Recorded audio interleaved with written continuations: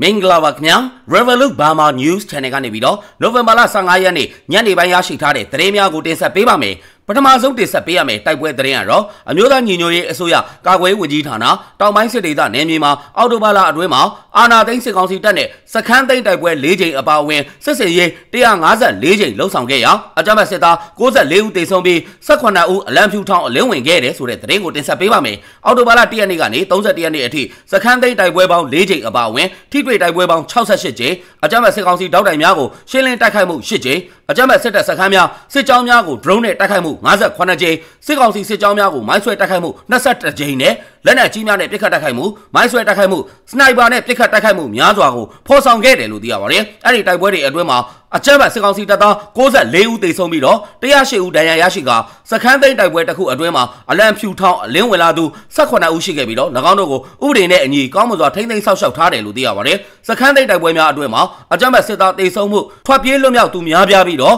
့လက်နက်ခဲယမ်းများကိုလည်းသိမ်းဆည်းရရှိကအဲ့ဒီစခန်းများကိုတော်လိုင်းပူပေါင်းအဖွဲ့ကနယ်မြေရှင်းလင်းရေးဆောင်ရွက်ပြီးတော့ဝင်ရောက်တပ်ဆွဲနေရာယူသိမ်းပိုက်ခဲ့တယ်လို့သိရပါတယ်။တိုက်ပွဲများအတွင်းမှာအကြမ်းဖက်စစ်တပ်ဘက်ကလက်နက်ကြီး8လက်လက်နက်ငယ်39လက်နဲ့ခဲယမ်းများလက်ပစ်ဘုံများနင်းမိုင်းနဲ့ဆွဲမိုင်းများကိုသိမ်းဆည်းရရှိခဲ့ပြီးတော့တော်လိုင်းပူပေါင်းတပ်ဘက်ကလည်းပျက်စီးဆုံးရှုံးမှုအနည်းငယ်ရှိခဲ့တယ်လို့သိရပါတယ်။ပြည်သူ့ကာကွယ်ရေးတပ်မတော်နဲ့မဟာမိတ်တပ်ဖွဲ့ဝင်73ဦးတိုင်းပြည်အတွက်ရဲဝန်စွာအသက်ပေးလူသွားခဲ့ရပြီးတော့စုစုပေါင်း63ဦးထိခိုက်ဒဏ်ရာရရှိခဲ့တယ်လို့သိရပါတယ်။အဲ့ဒီတိုက်ပွဲများကိုတောင်ပိုင်းစစ်ဒေသပြည်သူ့ကာကွယ်ရေးတပ်မတော် PDF တပ်ရင်းတပ်ဖွဲ့များပြည်သူ့ကာကွယ်ရေးအဖွဲ့ပကဖများ LGF များ KNLA KNDO မြန်မာနိုင်ငံလုံးဆိုင်ရာចောင်းသားများဒီမိုကရက်တစ်တပ်ဦး ABSDF မွန်ပြည်သစ် AD ပူးပေါင်းတပ်ဖွဲ့များနဲ့drone ပူးပေါင်းတပ်ဖွဲ့များဟန်ချက်ညီညီပူးပေါင်းကတိုက်ခိုက်ခဲ့ကြခြင်းဖြစ်တယ်လို့သိရပါတယ်။စစ်ကောင်စီတပ်ဟာပြည်သူများနေထိုင်ရာကျေးရွာများအတွင်းကိုဝင်ရောက်ပြီးတော့တိုက်ပွဲဖြစ်ပွားခြင်းမရှိဘဲနဲ့ drone ပုံးသီးများနဲ့ကျဲချခြင်းလက်နက်ကြီးများနဲ့နေစဉ်ရန်တမ်းပစ်ခတ်ခြင်းလေကြောင်းကနေတိုက်ခတ်ခြင်းနဲ့ပြည်သူများကိုအကြောင်းမဲ့ဖမ်းဆီးတပ်ဖြတ်ခြင်းများကြောင့်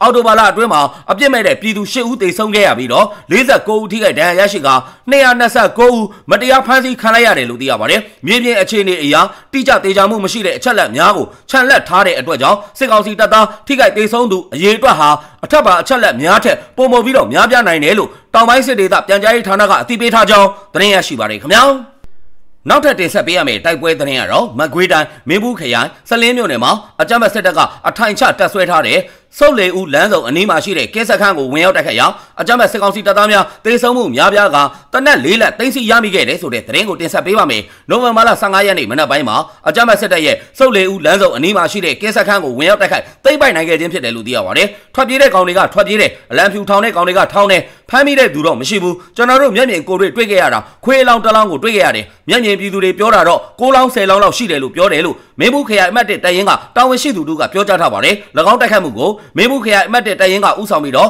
မင်းဘူးခရိုင်အမှတ်5တပ်ရင်းမိုးကြိုးပြောက်ကြားတပ်ဖွဲ့ဒေါင်းစစ်အောင် LPDF တပ်ဖွဲ့တို့နဲ့အတူဝင်ရောက်တိုက်ခိုက်ခဲ့ခြင်းဖြစ်ပြီးတော့ပြည်သူ့ကာကွယ်ရေးတပ်ဖွဲ့ဝင်များထိခိုက်မှုမရှိခဲ့ကြောင်းသတင်းရရှိပါတယ်ခင်ဗျာဆက်လက်ပြီးတော့တင်ဆက်ပေးရမယ့်တိုက်ပွဲသတင်းကတော့မန္တလေးတိုင်းမြင်းကြံခရိုင်မြင်းကြံမြို့နယ်ကွန်းဆိုင်ရွာဘက်ကိုလေကြောင်းကြီးကြောင်းတို့နဲ့ထိုးစစ်ဆင်လာတဲ့အကြမ်းဖက်စစ်တပ်စစ်ကြောင်းကိုခုခံတိုက်ခိုက်ခဲ့ရာစစ်သား15ဦးထက်မနည်းသေဆုံးသွားတယ်ဆိုတဲ့သတင်းကိုတင်ဆက်ပေးပါမယ်။နိုဝင်ဘာလ17ရက်နေ့ည9:45မိနစ်အချိန်ကစပြီးတော့မြင်းကြံမြို့နယ်အတွင်းမှာရှိတဲ့မြင်းကြံ Black Tiger MBT မြင်းကြံခရိုင်အမှတ်9တပ်ရင်းစစ်ကြောင်း3နယ်မြေအတွင်းကိုအကြမ်းဖက်စစ်ကောင်စီတပ်ကလေကြောင်းနဲ့စတင်တိုက်ခိုက်ပြီးတော့မြေပြင်ကနေအင်အားအများပြားနဲ့ထိုးစစ်ဆင်တိုက်ခိုက်လာတယ်လို့သိရပါတယ်။နှစ်ဖက်ထိတွေ့တိုက်ပွဲ3ရက်ကြာအောင်ဖြစ်ပွားခဲ့တယ်လို့သိရပါတယ်။အဲ့ဒီတိုက်ပွဲအတွင်းမှာအကြမ်းဖက်စစ်သား15ဦးထက်မနည်းသေဆုံးပြီးတော့အများပြားဒဏ်ရာရရှိခဲ့တယ်လို့သိရပါတယ်။အခုတည်းထိနှစ်ဖက်တည်ထားတော့မယ်သူတို့လည်းမဆုတ်သေးဘူး drone က2စီးပစ်ချနိုင်ခဲ့တယ်တိုက်ခိုက်ရေး drone 1စီးရှေ့ကင်းထောက် drone 1စီးတို့ကိုပစ်ချနိုင်ခဲ့တာပါ1စီးတော့ရထားပြီနောက်1စီးကတော့ရှာနေတော့မယ်မတွေ့သေးဘူးဒီစစ်ပွဲမှာပြည်သူတွေအသက်ခံရတာတွေရှိတယ်ကူရွာတွေက3ယောက်နဲ့ကိုးဆိုင်ရွာက1ယောက်အသက်ခံရတာတွေရှိတယ်ပြည်သူတွေအနေနဲ့စစ်ပွဲဖြစ်ရင်စစ်ပွဲဖြစ်တဲ့နေရာကနေအဝေးဆုံးကိုရှောင်ထွက်ပေးနေကြဖို့မြစ်တာရက်ခံခြင်းပါတယ်ပြီးတော့ကျွန်တော်တို့ MPD တပ်ဖွဲ့ကလုပ်နေတဲ့ Endpoint Campaign ဆိုရင်90%ကျော်ပဲရသေးလို့မိဘပြည်သူတွေအနေနဲ့ဝိုင်းဝန်းကူညီပံ့ပိုးပေးကြဖို့မြစ်တာရက်ခံခြင်းပါတယ်လို့မြင်းကြံ Black Tiger MPD တပ်ဖွဲ့ခေါင်းဆောင်ဘိုးမိုက်ခဲကပြောကြားထားပါတယ်3ရက်တာကာလတိုက်ပွဲအတွင်းမှာအကြမ်းဖက်စစ်ကောင်စီတပ်ကလေကြောင်းတိုက်ခိုက်မှု15ကြိမ်ထက်မနည်းဘုံသီးအလုံးကြီး100ကျော်ကိုအသုံးပြုတိုက်ခိုက်ခဲ့ပြီးတော့ MPD တပ်ဖွဲ့ဝင်တအုပ်ထိခိုက်ဒဏ်ရာရရှိခဲ့တယ်လို့သိရပါတယ်။တိုက်ပွဲအတွင်းမှာတေဆုံးသွားတဲ့အကြမ်းဖက်စစ်သားများနဲ့ဒဏ်ရာရရှိသူများကိုကားများနဲ့မြင်းကြံဆေးရုံကိုတည်ဆောင်သွားကြောင်းနဲ့ပြင်းထန်ဒဏ်ရာရရှိတဲ့ပြူစောတိ2ဦးကိုတော့မိထီလာဆေးရုံကိုဆက်လက်တည်ဆောင်သွားတယ်လို့သိရပါတယ်။ MPD တပ်ဖွဲ့အနေနဲ့ခဲယမ်းပြတ်တောက်မှုဖြစ်ပေါ်လာတဲ့အတွက်ကြောင့်ပထမခုခံစစ်ဖြစ်တဲ့ ကိုးဆိုင်ကြီးရွာကနေစောက်ခွာပေးခဲ့ရပြီးတော့ယခုလက်ရှိအချိန်ထိကိုနှစ်ဖက်စစ်ရေးတွေတင်းမာနေစေဖြစ်တယ်လို့သိရပါတယ်အကြမ်းဖက်စစ်သားများဟာကူရွာကြီးရွာကပြည်သူ3ဦးနဲ့ကိုးဆိုင်ကြီးရွာကပြည်သူ2ဦးတို့ကိုတပ်ဖြတ်ပြီးတော့ကိုးဆိုင်ကြီးရွာကနေအိမ်များကိုမိရှို့ဖျက်ဆီးခဲ့ကြောင်းသတင်းရရှိပါတယ်ခင်ဗျာနောက်ထပ်တင်ဆက်ပေးရမယ့်တိုက်ပွဲသတင်းကတော့ရှမ်းပြည်နယ်တောင်ပိုင်းဒနုကိုပိုင်အုပ်ချုပ်ခွင့်ရဒေသရွာငံမြို့အဝင်မှာရှိတဲ့စစ်တပ်ရဲနဲ့အဖွဲ့ပေါင်းစုံပါဝင်တဲ့စစ်ဆေးရေးဂိတ်မူရရဲစခန်းနဲ့မြမစီးပွားရေးဘဏ်လုံခြုံရေးတပ်တို့ကိုပြစ်ခတ်တိုက်ခိုက်ရာရဲအရာရှိကြီးတအုပ်အပါအဝင်ရဲ6ဦးသေဆုံးသွားတယ်ဆိုတဲ့သတင်းကိုတင်ဆက်ပေးပါမယ်မနေ့ကနိုဝင်ဘာလ14ရက်နေ့မွန်လွယ်12:35မိနစ်ဝန်းကျင်အချိန်မှာရွာငံမြို့အဝင်မှာလမ်းများပိတ်ဆို့ပြီးတော့စစ်ဆေးမှုများလှုပ်ဆောင်နေတဲ့စစ်ကောင်စီလက်အောက်ခံအဖွဲ့ပေါင်းစုံစစ်ဆေးရေးဂိတ်ကိုတော်လိုင်းတပ်တချို့ကလျှက်တစ်ပြက်ဝင်ရောက်တိုက်ခိုက်ရာအပြန်အလှန်ပစ်ခတ်မှုဖြစ်ပွားခဲ့တယ်လို့သိရပါတယ်။အဲ့ဒီပစ်ခတ်မှုအတွင်းမှာမူရရဲတပ်ဖွဲ့ကရဲအရာရှိရဲမှုအပါအဝင်ရဲ9ဦးပွဲချင်းပြီးတေဆုံးခဲ့တယ်လို့သိရပါတယ်။စစ်ဆေးရေးဂိတ်ကိုရှေ့ရောနောက်ရောဝိုင်းပြီးတော့ပိတ်ဆို့ပစ်ခတ်သွားတာတော်လိုင်းတပ်တွေကအင်အား90ကျော်လောက်ရှိမယ်ထင်တယ်စစ်ဆေးရေးဂိတ်ကစစ်ကောင်စီတွေအကုန်ငိုက်မိပြီးတော့တေကုန်တာစစ်ကောင်စီဘက်ကလည်းပြန်ပစ်တယ်ကားလမ်းတွေပိတ်သွားတယ်အခုတော့မြို့ပေါ်မှာရောနေရာတိုင်းလိုမှာပါစစ်ကောင်စီတွေအင်အားတွေတိုးထားတယ်အဲ့ဒီမြို့အဝင်ဂိတ်ကပြည်သူတွေကိုရဲတွေစစ်တပ်တွေကပေါင်းပြီးတော့အကြောင်းမရှိအကြောင်းရှာပြီးငွေအရမ်းညစ်တဲ့နေရာပဲလို့ဒေသခံသတင်းရင်းမြစ်ကပြောဆိုထားပါတယ်ဒါအပြင်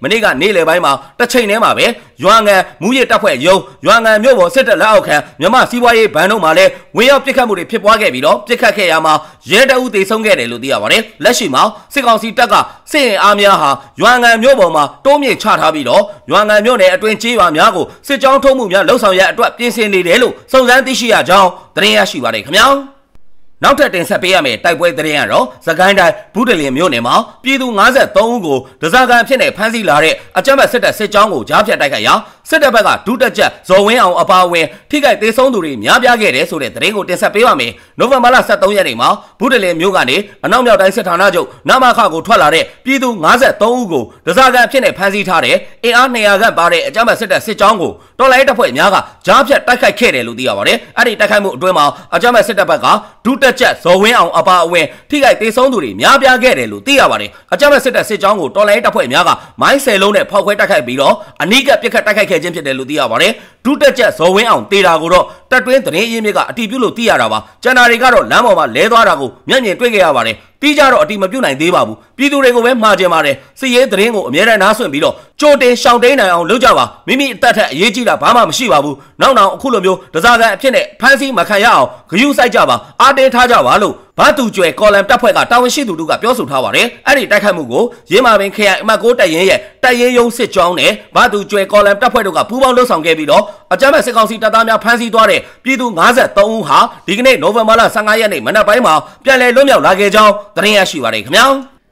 ဆက်လက်ပြီးတော့တင်ဆက်ပေးရမယ့်သတင်းကတော့တနင်္သာရီတိုင်းကော့တောင်းမြို့နယ်မာရန်ကြီးရွာမှာစစ်တပ်ကအိမ်တော်စုစည်ရဲများလိုက်လံကောက်ယူပြီးတော့ပြည်သူ2ဦးကိုဖမ်းဆီးသွားတယ်ဆိုတဲ့သတင်းကိုတင်ဆက်ပေးပါမယ်။နိုဝင်ဘာလ14ရက်နေ့မနက်9:00နာရီဝန်းကျင်အချိန်ကမှကော့တောင်းမြို့ကနေအကြမ်းဖက်စစ်သားနဲ့ရဲအင်အား30ခန်းကဆက်လက်အကြီးတစ်စီးနဲ့လက်နက်ကြီး2လက်အခြားလက်နက်ခဲယမ်းပစ္စည်းများကိုတင်ဆောင်ကမာရန်ကျေးရွာရဲစခန်းကိုအင်အားဖြည့်တင်းခဲ့တယ်လို့သိရပါတယ်။အဲ့ဒီနောက်မှာတော့အကြမ်းဖက်စစ်သားရဲနဲ့ကျေးရွာအုပ်ချုပ်ရေးမှူးများကအဲ့ဒီကျေးရွာမှာအိမ်တော်စုစည်ရဲများကိုလိုက်လံကောက်ယူခဲ့တယ်လို့သိရပါတယ်။ရဲစခန်းကိုလက်နက်ခဲယမ်းတွေဖြည့်တယ်ပြီးတော့ရဲစခန်းကိုကာဖို့9ပိုက်တွေလည်းထားခဲ့တယ်ရဲစခန်းကိုတော်လိုင်းတပ်ဖွဲ့တွေလာတိုက်မှာဆိုလို့9ပိုက်တွေနဲ့ကာမလို့တဲ့ရွာထဲမှာအိမ်တော်စုစည်ရဲတွေကိုလိုက်ကောက်ပြီးတော့မှတ်တမ်းတပ်ပုံတွေရိုက်ယူသွားတယ်ပြီးမှမာရန်ရွာသားတအုပ်ရဲ့စိတ်ဖူးရွာသားတအုပ်ရဲ့ကိုစစ်တပ်ကမျက်နှာစီဖမ်းဆီးသွားပြီးတော့ကော့တောင်းကိုပြန်သွားတာလို့ဒေသနေပြည်သူတို့ကရှင်းပြထားပါတယ်။နိုဝင်ဘာလ14ရက်နေ့နေ့လယ်12နာရီအချိန်မှာအခုလိုမျိုးအိမ်တော်စုစည်ရင်းများလိုက်လံကောက်ယူပြီးတဲ့နောက်မာရန်ကျေးရွာသားတအုပ်နဲ့စိတ်ဖူးကျေးရွာသားတအုပ်တို့ကိုအကြောင်းမဲ့ဖမ်းဆီးသွားခြင်းဖြစ်ကြောင်းသတင်းရရှိပါတယ်ခင်ဗျာ။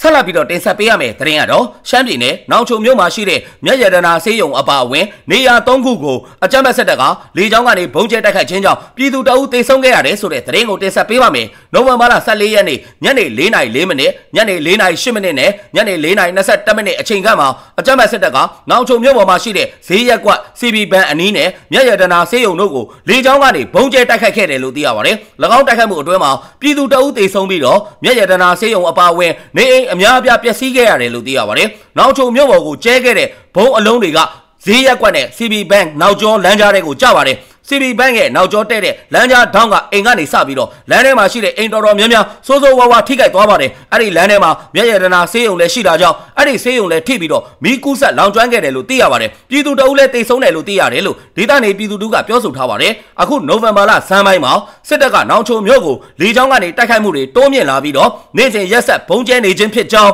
သတင်းရရှိပါတယ်ခင်ဗျာအခုလိုမျိုးမြန်မာတနိုင်ငံလုံးမှာဖြစ်ပွားနေတဲ့စစ်ရေးသတင်းနိုင်ငံရေးသတင်းများကိုအချိန်ပေးပြီးတော့နားဆင်ပေးတဲ့အတွက် Revolut Burma News Channel ကနေပြီးတော့အထူးပဲကျေးဇူးတင်ရှိပါတယ်ခင်ဗျာ